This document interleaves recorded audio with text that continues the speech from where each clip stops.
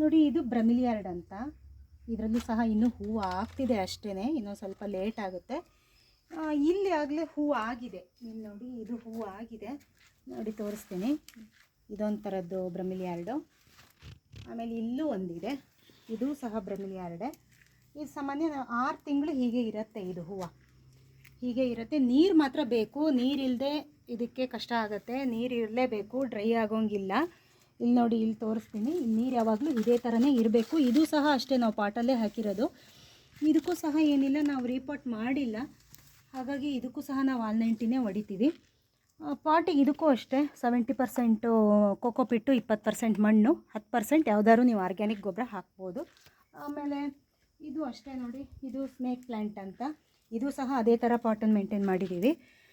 ಇದಕ್ಕೂ ಆಲ್-19 ಹೊಡಿತೀವಿ. 1 ಲೀಟ್ರ್ ನೀರಿಗೆ 1.5 ಒಂದು 2 ಗ್ರಾಮ್ ಅಷ್ಟು ಹಾಕಿ ಚೆನ್ನಾಗಿ ಮಿಕ್ಸ್ ಮಾಡಿಕೊಂಡು ಸ್ಪ್ರೇ ಕೊಡ್ತೀವಿ. ಒಂದು 20-25 ದಿನ, 1 ತಿಂಗಳು, ಇಲ್ಲ ಒಂದ್ಸರಿ 2 ತಿಂಗಳು ಆಗುತ್ತೆ, ತೊಂದರೆ ಇಲ್ಲ, ಕೊಡ್ಬೋದು. ನೀರು ಹಾಕಬೇಕು ಮಾತ್ರ.